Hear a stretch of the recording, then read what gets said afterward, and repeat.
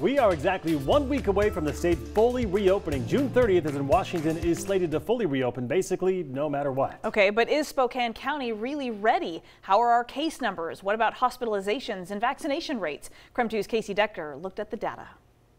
Well, there's good news and bad news. The good news, our county's case numbers are relatively low this month. The bad news, we're still lagging behind much of the state when it comes to the vaccine.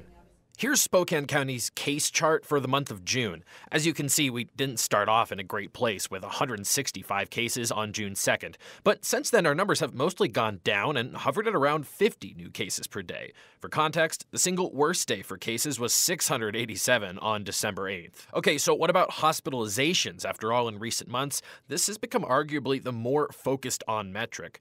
Those numbers have been pretty mediocre. You can see here we hit double digits on June 7th with 10 new hospitalizations from COVID that day.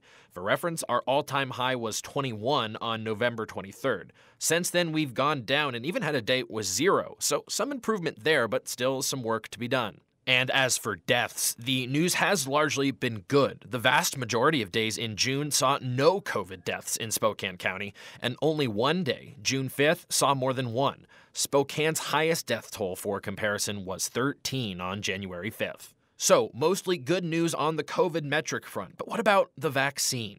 The news there isn't so great for Spokane County right now. The main metric that the state has been using, the number of people aged 16 or older who've gotten at least one dose. In Spokane County, we're at 53.6%.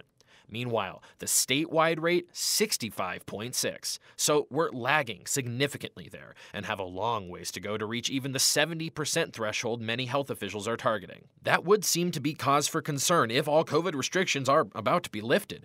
But Spokane Health Officer Dr. Frank Velasquez says many of the most vulnerable are vaccinated, and some restrictions will still exist to ensure their safety. There are a number of areas in which some precautions will continue. That's going to be in the environments in which you have the people that are at high risk, where we're talking about long-term care facilities, et cetera, et cetera. So there's going to be some continued protection.